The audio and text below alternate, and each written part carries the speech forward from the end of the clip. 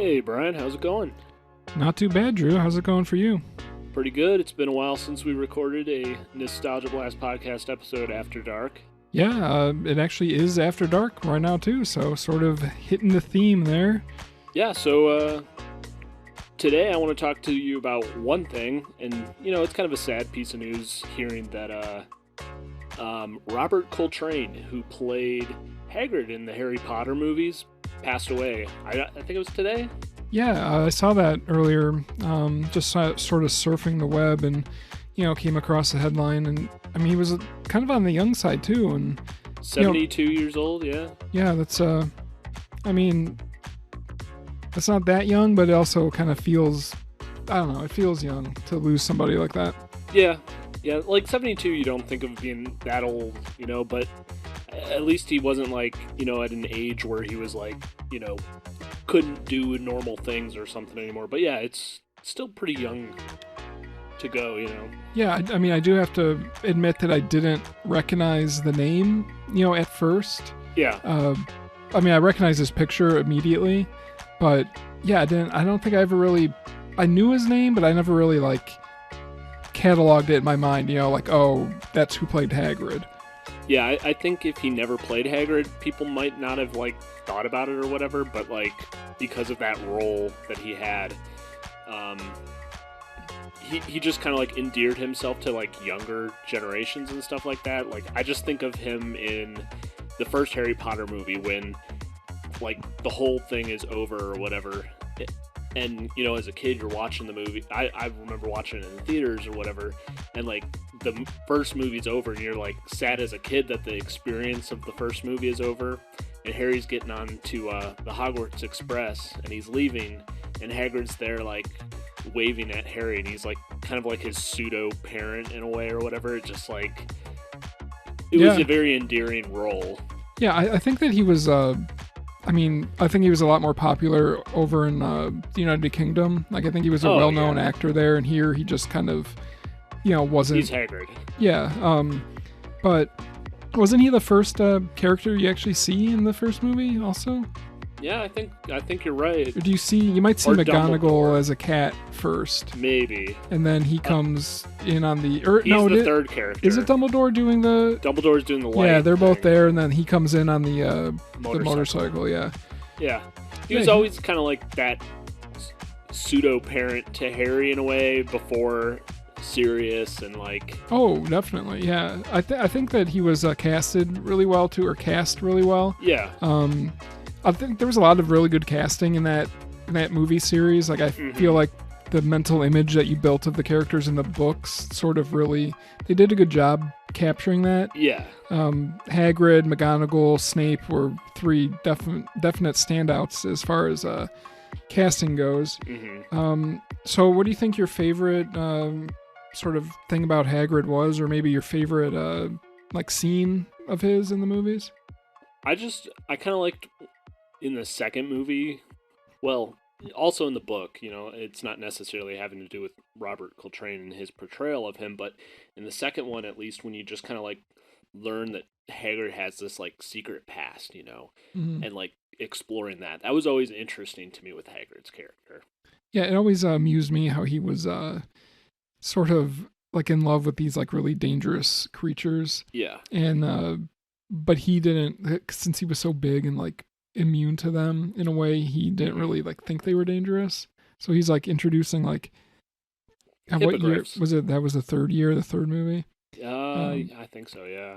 Yeah, it's just that always amused me about, or like the book that he assigned for his class was like a book that literally like attacks you and like bites you and stuff.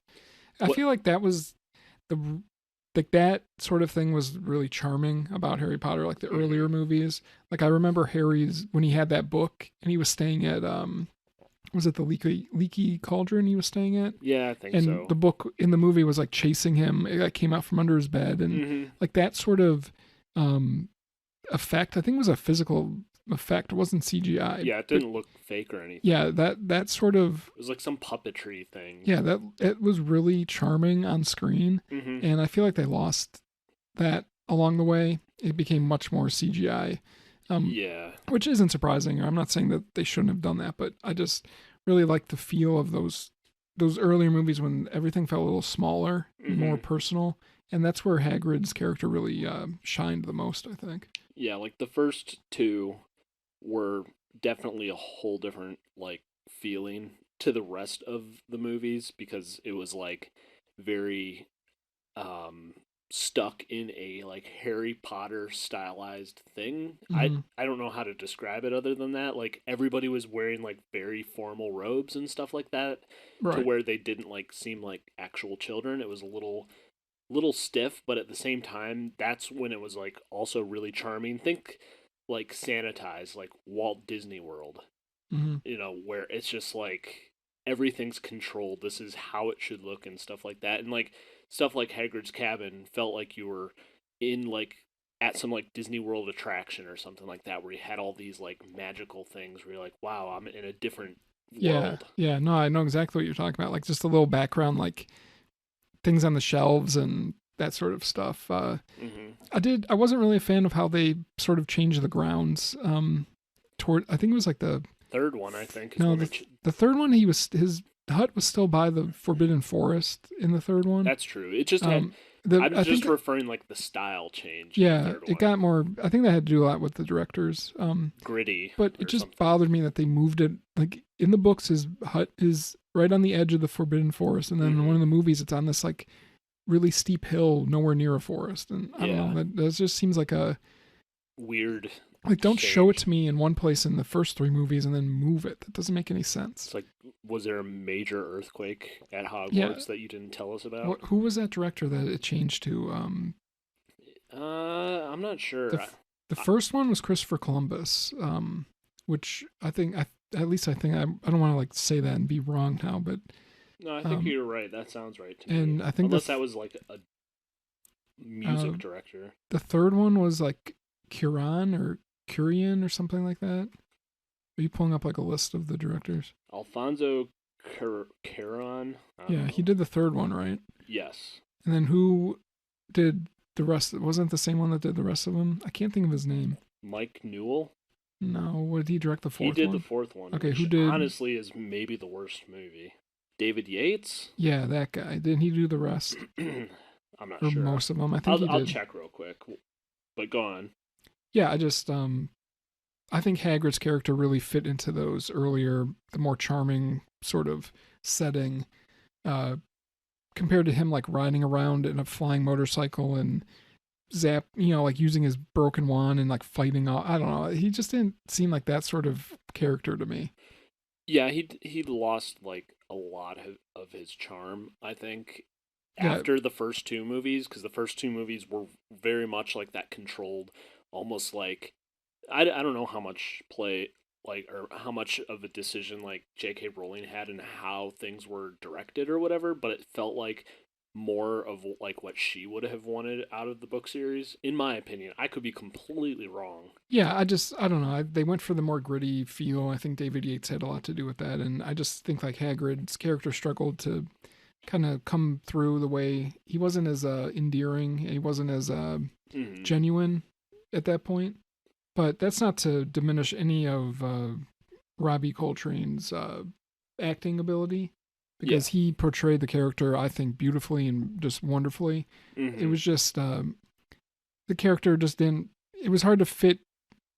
Like he played him so well that it was hard to fit him into the more gritty movies because he wasn't that sort of character. And he Yeah. played him really true to the books and to the early movies, and I think that was the right decision on his part Yeah. as an actor. But yeah, it's just it's kind of a shame that he sort of felt out of place and just sort of cast aside in the later films. Yeah, later films he'd appear and it'd be like just some random scene that had to happen because it was like such an important part of the book and it was like, "Oh, Hagrid's in this movie." I think he's in all 8 of the movies. He has Hmm. an appearance, but it's just like his you're right, his role just becomes more and more diminished Yeah. because he's such an endearing character that he doesn't fit in with the more gritty movies. And we basically grew up with these movies like we were the same age as the characters Hmm. basically. Yeah, Each year the essentially. book would come out or the movie would come out and like when I was that age, I appreciated the like more gritty style because they felt like more like real children, because the children in the first two movies don't feel like actual kids. Like no kids would be that well behaved, like wearing the robes and crap like Yeah. that. They'd be like, F Well, that. I don't know. Boarding schools over in, the United Kingdom are way more like that's kind of foreign to us as Americans. Well, there'd still be those kids, that were rebels that are like, I'm not gonna tuck my shirt in. There were a few kids. Wasn't like Seamus and Dean Thomas. They were always like had their sleeves rolled up and their Well, yeah, they were off. like a little bit of screw offs. Yeah, I remember that you said that when I was a kid watching, I didn't really understand like forced perspective and filming techniques to make people seem larger. Mm-hmm. And I remember being a kid thinking, man, I can't believe there's actually somebody Hagrid's size, yeah, like playing this guy. Like I just didn't really understand how that all worked. So I was just like, oh.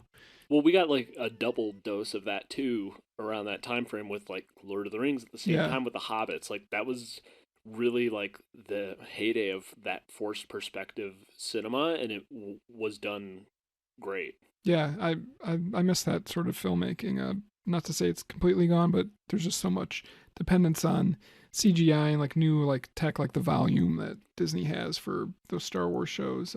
Yeah, and I know you haven't watched Rings of Power yet, but there's like the not hobbits. They can't call them hobbits because they're not allowed to. Yeah, part of the reason I haven't watched it yet because I just think it's a weird. They have weird rights to the stuff. I don't know. They're actually like. Well, in the first few episodes, they're at least one of the more interesting parts because it feels a little more like original Lord of the Rings, but they don't feel like small like the original Hobbits did. Like that's something they did a lot in the original movie when you watch it back again, and you notice it more now. I feel like people have a very keen eye for like special effects type things, but you can tell when it's like children that they put in the scene to make them smaller. Right. And you're like, they're trying to make them look like an adult, but you're like, that's definitely not an adult. Yeah. Yeah, but sort of just circling back to kind of wrap up that topic, I think he was also, aside from Harry Potter, you mentioned earlier, he was in GoldenEye, which happens to be my favorite James Bond movie of all time. I think it's definitely in the top 5 of that series. And he was, did we ever look up his name? We know he was like the Russian mobster, the Russian. Yeah, I looked it Dimitri up. Or something. That was my guess. I wasn't sure if we. I looked it up earlier today, so let me look it up again. Yeah, I think he. I just remember he was a pretty memorable character in that too. He definitely had a screen presence. I'm gonna find it. It was Valentin Dmitrievich Zhukovsky. I'm butchering that. Wait, was it Valentin? Yeah. Okay, yeah, that's the name I remember from playing the video game. So, yeah, Robert Coltrane passed away, and rest in peace. And we hope his family is, so it's a hard thing to deal with, but hopefully they do okay, and they can remember all the, they have the memory of him in all these amazing movies to sort of, keep his memory going. So yeah, that's the best thing. It's like that's probably the best. Like it's like a grandfatherly, like fatherly role, and you can like watch that and like. I know they have their own memories or whatever, but it's cool to have like it's cool to have something like that. Yeah, like to know that millions of people around the world really loved the character and the actor because he played the character and like felt a connection the way that you did. That's special. So yeah. So what else do you have for us today? Well, sort of shifting tones kind of significantly here. I have something that I think will be kind of amusing. We may get a kick out of it. I don't know how well it will sort of come across in podcast format, but we're going to give it a shot here. Okay, so there's been a lot of talk about artificial intelligence, and there's a lot of these art things that produce art based on prompts you put in.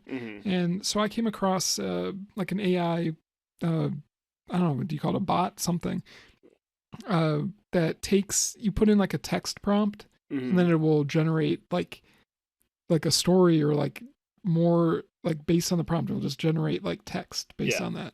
So what we're going to do speaking of Harry Potter, I mean, this can transition from Harry Potter. I've actually seen an AI that has taken like the beginning of Harry Potter chapters and like generated new chapters of Harry Potter books, and they're hilarious. Yeah. Okay. So it's kind of the same sort of concept here. So what we're going to do is we're going to take the first sentence of the plot synopsis from a 90s movie from Wikipedia, and we're going to feed it into the AI bot, and I'll read it, and we'll see how well it compares to the actual story, and we'll just laugh at how ridiculous it gets. So can you do me a favor and just sort of remind people of the general plot of Homeward Bound, which is the first movie that we're going to do? Yeah, so Homeward Bound is about 3 pets. So there's these kids whose parents or dad or whatever is remarrying to this lady. And I don't know if they're going on their honeymoon or they're moving or whatever. And so they're they're going out west, and the dogs and the 2 dogs and the cat, they keep them at like their aunt's farm or something like that. Mm-hmm. And the pets think that they've been abandoned at the farm, and they decide that they have to leave the farm to get back to the kids because they want to be with their family. So they go on this long journey across the west to get back to their owners or whatever. Yeah. I guess they call them their pets too or something like that. Do they? I don't remember. Yeah. Okay, so that's a great little synopsis. They did plan to get the pets back at some point, right? They did, I think. So it was like all for nothing. All right. What? Okay. So I'm sure people sort of from the 90s remember that. It was it grossed $57 million worldwide, so it wasn't a complete failure. All right. The animals were Chance, who was the younger dog, voiced by Michael J. Fox. Mm-hmm. Shadow, I don't know who voiced him, and Shadow was I don't have. No one would know him. Shadow is some guy, Don Ameshi or Amesh or something like that. And Sally Fields did Sassy the cat. Sally Fields. There's no S. Get it right. I said Sally Fields. Oh, okay. Sally Fields. Yeah. Okay, so I'm going to read. Here's the first line of this plot synopsis from Wikipedia that we're going to use. And so it's Chance, a selfish and free-spirited American bulldog, and the narrator of the film explains that he is the pet of Jamie Burnford, but expresses no interest in his owner or being part of a family. So that's the prompt we're going to feed to the AI bot. See, can't you... I hope it works in the character arc of Chance where he decides he wants to be part of a family. We'll see what it does. We'll see. All right, so it generates text at like 200 words. I'm gonna up that a little bit. What do you think? How many words should we generate? 500? 500 sounds good. We can always I can always generate more. Like it can continue. All right, I'm gonna generate the text now. It doesn't take very long. Oh, wait a minute. I effed it up. I left the cursor in the wrong place. Okay. This is going great so far. We're doing great. Okay. I moved the cursor. It now it's not just using 2 letters as a prompt now. Okay, here we go. It's generating. Okay, it's already getting ridiculous and really stupid. Don't look at that. I'm going to read this out to you. Okay, so it definitely doesn't know that Chance is a bulldog, I don't think. If it does, we're in a weird place. All right, do you want me to read this to you? And you can be the judge. If we should continue this one, if you think it's funny enough, I can generate more text for it. Or I have another one that we can do. Okay, so here, I don't even know if I'm going to be able to read this, honestly. It's so stupid. All right, so we're going to start at the end of that prompt sentence. Okay, so he expresses no interest in his owner or being part of a family, right? So this is starting the text now. Are you ready? Yep. Okay. He later befriends Robbie, a friendly young boy, in exchange for Robbie teaching Chance to wrestle. During an informal wrestling match at a cafe, for some reason, Chance is confronted by the elderly Mr. Francis. Mr. Francis forcefully takes Chance out of the ring and attempts to instruct Chance in proper wrestling technique. But he is largely unsuccessful. Chance steals one of Francis's prized terriers, and Francis forces him to be put back into the ring and defeat him in order to regain the dog. Wow. So, what do you think? Are you curious to know more of the story? Yeah, let's continue. Okay, I'm generating more text. So far, I'd say we're wildly away from the original plot. All right. This is getting crazy. Okay. It's still generating. It's almost there. Okay. Ooh. It ends. All right. Here we go.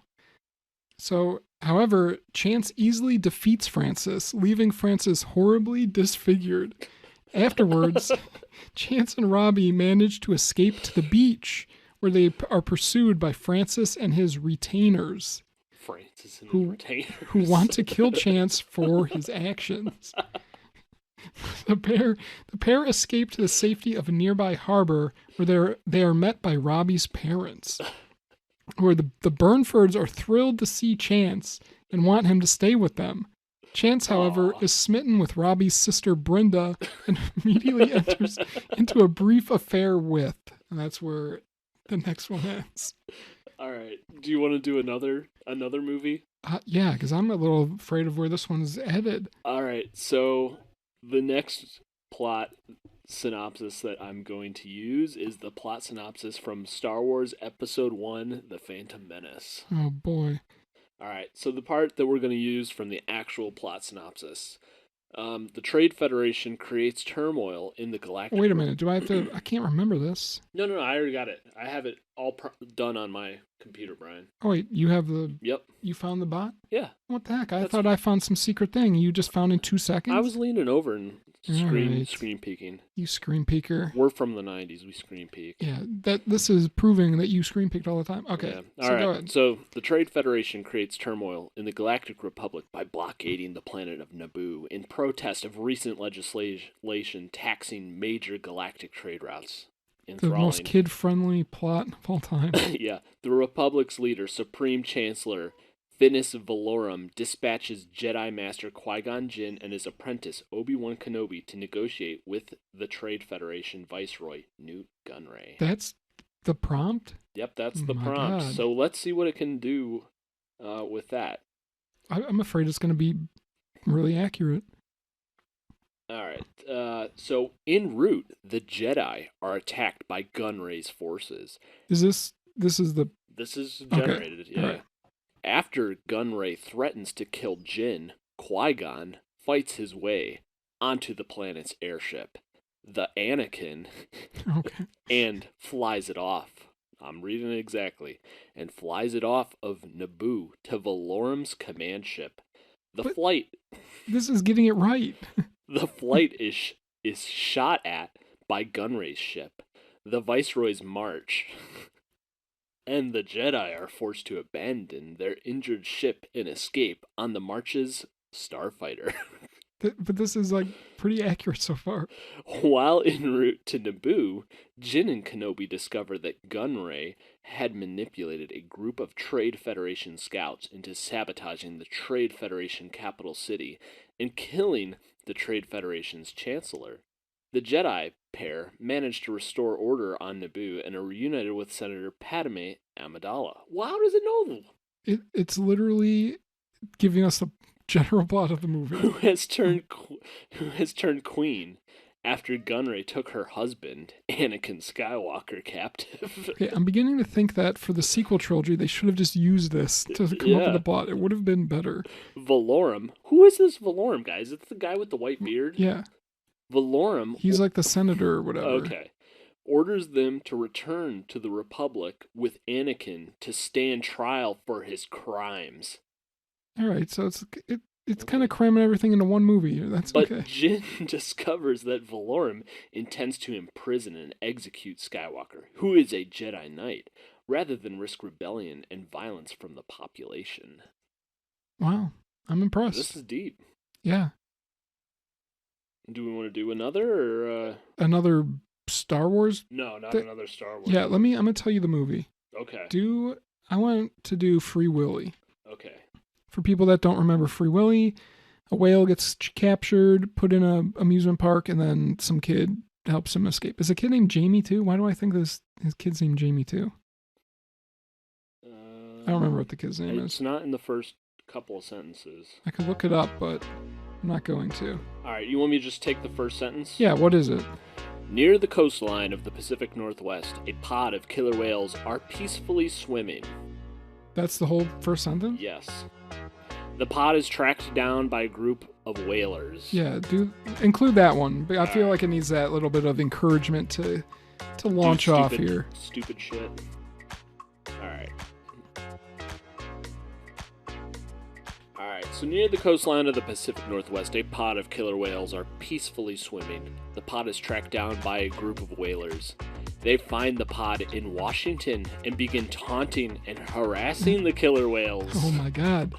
After a while, the killer whales return the taunting and harass the whalers. Ooh, I don't think the whalers are going to like that. After some time, the whales move on to the west coast of North America. During their journey, the whales once again return to Washington and taunt the whalers. So they couldn't get enough. This is just a taunting contest. Damn. The whalers begin to harass and torment the whales with loud noises. This is so bad. While most people might feel sorry for these whale hunters, even kill the whalers themselves, the society often forbids it. Wow. That was a sentence. There's like a moral ending there to the... In Japanese society, for example, if you come to the aid of a dog attacked by another dog, you will be arrested. In China, if you help a blind man cross the street, you may also be arrested. I don't know how accurate this is. I don't think we should... Please, okay, note to listeners, do not take legal advice from this AI bot, please. Sometimes, however, someone comes to the aid of a defenseless animal. This person is called a rescuer. One can feel a powerful bond when he or she comes to the aid of an animal. The animal may run to the rescuer's home for food and shelter. I think this AI bot's an animal. May consider the rescuer as a friend, in quotation marks. I think the moral of this story is that if you see any killer whales who've just walked onto the west coast of the Pacific Northwest and they're being taunted by whalers, you should just aid them and take them into your home, even if it's illegal to help them walk across the street. I mean, it would be nice to have a friendly killer whale friend. Yeah, especially if it's capable of walking on dry land like a person. I don't know. So yeah, that's sort of all we got here for this episode. Yeah, if you guys want to do one for yourself, we'll put the link in the episode description. Yeah, it's called infurkit.com/demo. Free to try. Yeah. It's really fun. You get like 10,000 words a week or something for free. You don't have to sign up or anything. So yeah, check it out. See what funny things you can come up with, and we will catch you next time. Later, guys.